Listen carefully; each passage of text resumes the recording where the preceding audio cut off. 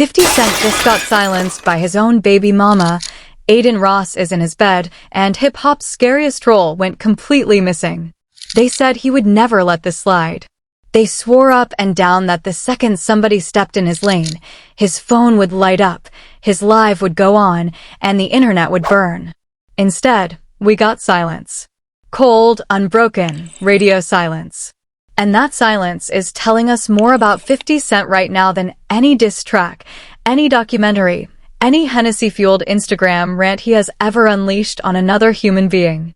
So look, before we get into any of this, do me a favor and tap that like button. It genuinely moves this channel, because the story sitting on the table today is one of the loudest, messiest, and most quietly devastating situations Curtis Jackson has been dragged into in years, and trust me, this one gets loud fast. The setup is almost too clean to be real. 50 Cent, fresh off blowing out 51 candles on July 6th, wakes up to the internet doing what the internet does best, turning a single photograph into a full-blown headline war. That photograph shows Adin Ross, the streamer, out and about with Daphne Joy, the mother of 50 Cent's youngest son. And within hours, every timeline in hip-hop has caught fire. Reaction channels, podcast clips, meme pages. Everybody weighing in. Everybody predicting the same thing. Everybody saying, out loud, that 50 is about to end somebody's public life over this. And then, nothing. Not a post. Not a caption. Not a single one of those little side-eye Instagram jabs the man has trademarked over 2 decades of internet warfare. 50 Cent, the sharpest tongue this genre has ever produced, just went quiet. And nobody, not Rick Ross, not DJ Akademiks, not Ray Daniels, not the millions of fans refreshing his page every hour, can figure out why. Now here is the twist that pulled me all the way in. It wasn't the Adin Ross photo that started this. It was the fact that a commentator named Ray Daniels sat down and said, on camera, that he was slightly disappointed in 50 Cent, slightly disappointed in the king troll of hip-hop history. That sentence alone tells you how upside down this moment has become. Because Ray Daniels didn't build his platform on soft takes, he built it on cutting through the noise, and he came out and said 50 was being out-trolled in real time by DJ Akademiks himself, and that Curtis wasn't saying a word back. That is not a rumor. That is not a headline. That is a peer, on the record, publicly wondering what happened to the man who used to make careers explode with a single Instagram caption. And check this, the whole story is layered like a Russian doll. You have got Daphne Joy at the center. You have got Adin Ross, the streaming prince without a crown, orbiting her. You have got DJ Akademiks, the Henny-fueled loudmouth of the culture, using the moment to poke 50 Cent live on stream. You have got Rick Ross, 20 years deep into his one-sided feud with Curtis, jumping into every podcast to twist the knife. And then, sitting quietly in the middle of the whole hurricane, you have got the one person nobody expected to say nothing. 50 Cent. And every single one of these characters is playing a role in a drama that Curtis, historically, would have flipped over and burned to the studs by now. Let's talk about Ray Daniels for a minute, because the man laid out the entire theory with surgical precision. He said, straight up, that Adin Ross was seen with Daphne Joy, and the moment he saw the two of them together, his first instinct was that 50 Cent was about to publicly end Adin. That was the read from a professional in the room. Not a fan. Not a Twitter account. A commentator who has been watching Curtis dismantle rivals for years. And when 50 said nothing, Ray Daniels was genuinely thrown. He said Akademiks is even shocked. He said the whole podcast circuit is shocked. Because 50 Cent staying quiet during a moment tailor-made for him to go supernova is like watching a hurricane skip a coastline. It just does not happen.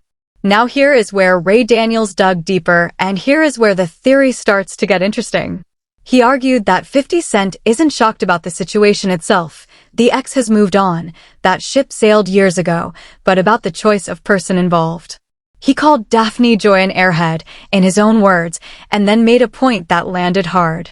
He said you should not have babies with airheads.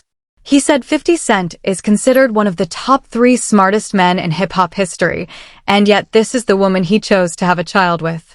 That single line, 50 Cent, top 3 smartest, made this choice is the sentence that is quietly detonating across timelines right now. Because it is not really about Daphne Joy. It is not really about Adin Ross. It is about whether one of the most calculating minds in rap history made a call, 13 years ago, that he is still living inside of today. Ray Daniels also predicted exactly what everybody expects to happen next. He said, "Look, eventually Akademiks is going to get off that Hennessy bottle, get on his stream, start typing up searches, and go on one of his signature multi-hour rants." He said AK is going to put 50 Cent under a microscope and turn his entire fan base loose. And Ray Daniels believes that is exactly what 50 is trying to avoid. Not because he can't win the fight. Not because he lacks ammunition. But because engaging with Akademiks over Daphne Joy would drag Sire, his son, directly into the middle of a public war between his own father and his mother's associates. And that, Ray Daniels believes, is the real reason 50 Cent went silent. That boy loves his mother. That boy is going to grow up hearing every word said online. And the man who never picks his battles is, for maybe the first time in his career, picking one. Alright, now that the dust is settling on that angle, let's zoom out, because Rick Ross has been kicking the same anthill from a completely different direction. Ross has never let a moment involving 50 Cent pass without weaponizing it, and this one was no exception. He hit a podcast, got asked if his relationship with 50 had improved after all these years, and answered flat. Never been cool. From day one. And when the interviewer pressed him on why, since both of them are heavyweights in the same business, Ross rolled out the same tired inventory he has been recycling for a decade. 50 can't dress. 50 doesn't own his masters. 50 needed Dr. Dre and Eminem to save his career. And then came the line that lit up every group chat in hip-hop, Rick Ross claiming 50 Cent lives in a two-bedroom apartment. A two-bedroom apartment. Nine-figure man. Executive producer of one of the biggest television empires of the last decade. And Ross tries to sell the world that Curtis is living like a college freshman. The rebuttal writes itself, and everybody who watched knew it. The Diddy documentary 50 Cent executive produced pulled record-breaking numbers and stayed #1 for weeks. His name alone drives entire news cycles. He owns brands, spirits, television networks. And Rick Ross, whose own upcoming album is projected in some early estimates to open somewhere between 24 and 30,000 units first week, is out here trying to sell the idea that 50 is broke. The internet noticed. The internet always notices. And the reaction wasn't sympathy for Ross, it was disbelief. One media personality summed it up cleaner than anybody else, calling it one of the more embarrassing moments of Ross's career and pointing out that nobody has ever been more desperate to be publicly perceived as a boss than a man who feels the need to remind you he mows his own lawn on a John Deere with tinted windows and air conditioning. Now don't sleep on this, because Rick Ross also crossed a line that even people in his own camp winced at. On a live stream, in the middle of one of these back and forths, he referred to Daphne Joy as a sex worker. That's Ross's claim in the context of an ongoing feud, not verified fact, and every serious commentator was quick to draw that line. But the moment the words left his mouth, the entire tenor of the story shifted. Because now you weren't just watching two aging rap rivals lob insults. You were watching one of them drag the mother of his rival's child into the mud. And still, 50 Cent said nothing. And that silence started to look less like restraint and more like calculation. Here is where the deeper thesis inside Ray Daniels' commentary lands, and honestly, it is the sharpest thing anybody has said about this whole saga. He looked into the camera and told every man watching the video, do not get involved with a popular girl. Do not do it. Because the moment you cross her, she does not need lawyers. She does not need press. She does not need enemies. She opens Instagram, she says one sentence, and 500 people show up to fight for her honor. He said find a woman who is impressed by you, not by what you have, because anybody with money can walk in and impress a woman impressed by things. And when a man makes a woman his wife, his ex-wife, or the mother of his child, he is crowning her a permanent jewel in his life, whether he likes it or not, whether the world likes it or not. That is not internet advice. That is a man who has watched this exact pattern play out inside the industry 100 times, explaining, in plain English, the trap 50 Cent is trying to navigate right now. And this is where the whole thing turns. Because the moment you hear Ray Daniels frame it that way, everything about 50 Cent's silence starts to make chest-level sense. Curtis is a cancer. That was a joke somebody made on a podcast, but it landed anyway. He is playing chess while everyone else is playing checkers. He is watching Akademiks talk himself hoarse on stream every night for hours on end. He is watching Adin Ross post constantly, generating the kind of noise that swallows careers whole. He is watching Rick Ross recycle the same 20-year-old insults into an audience that has heard them all.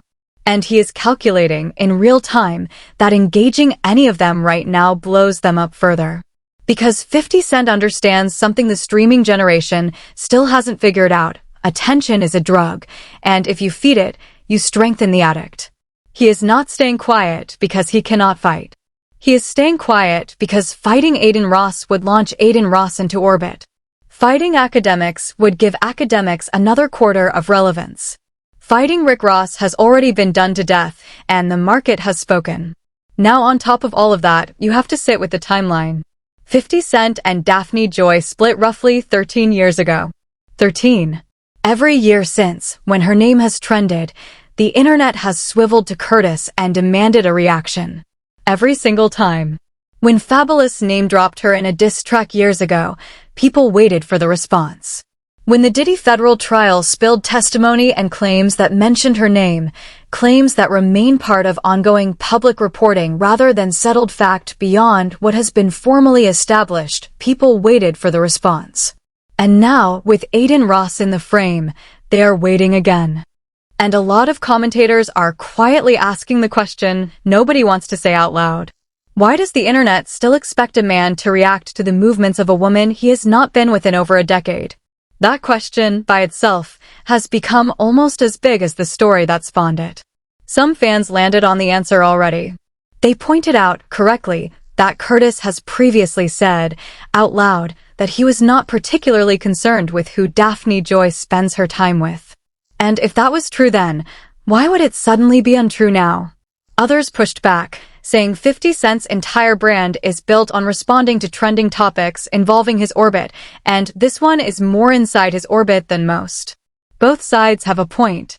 But the deeper story here is not whether 50 responds. The deeper story is what his silence, extended over weeks, is quietly doing to the pecking order of hip-hop's loudest voices. Because think about who he has publicly clashed with. Jay-Z and Beyoncé. T.I. and his wife. Diddy, and then made an entire documentary about him. Ja Rule. Cameron. Rick Ross for 2 decades and counting. He has never picked the small target. He has never ducked the big one. He and Floyd Mayweather are still tight, which some point to as evidence that he does pick his battles when the personal cost gets too high. But look at the pattern. 50 Cent went to war with people who genuinely tried to bury him. And now, with someone actually connected to his own family life, stepping into a frame with his son's mother, he says nothing. Something is different. Something has shifted. And every serious observer in the room believes the reason has one syllable. Sire. That boy is real. That boy is growing up.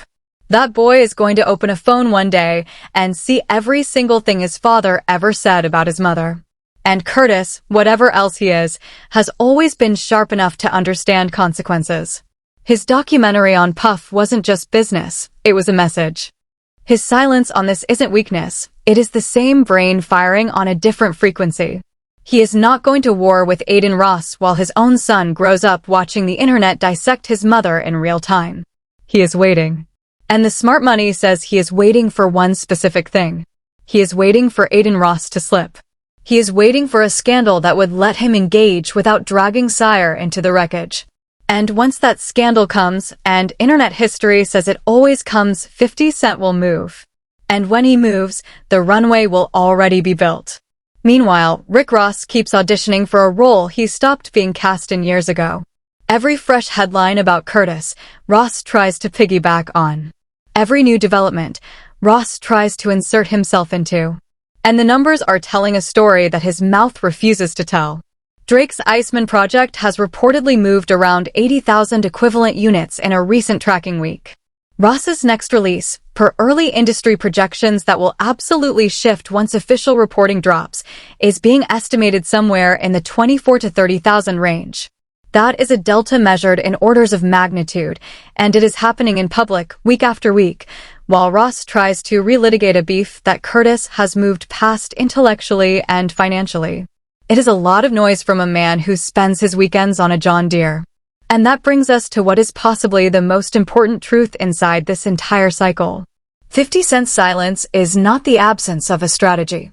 It is the strategy. Every hour he stays quiet is an hour these other characters exhaust themselves trying to fill the vacuum. Akademiks talks for 8 hours a night. Adin Ross posts nonstop across every platform. Rick Ross runs a fresh soundbite every podcast cycle. And Curtis? He posts 3 or 4 times a day at most, and every one of those posts still moves oxygen. He knows the ratio. He understands leverage. He built an empire on understanding that the person who talks least in the room is often the person the room ends up talking about. And right now, hip-hop is talking about 50 Cent more than any of the people trying to bait him into a reaction. Now the other side of the story matters too, and I am not going to pretend it doesn't. Some fans are genuinely disappointed. Not shocked, disappointed. One person online put it perfectly, saying it wasn't the silence that bothered them, it was what the silence implied about how far Daphne Joy has drifted through the ecosystem. Going from a relationship with 50 Cent to being publicly linked in various reports to Diddy, that at least maps to a certain social tier. But sliding from that orbit down into Adin Ross's world reads, to some observers, as a story about priorities they didn't expect. The prevailing take? Money over everything. Fair or unfair, that's the narrative being pushed in group chats and comment sections across the culture, and it is not a small part of why this saga has legs.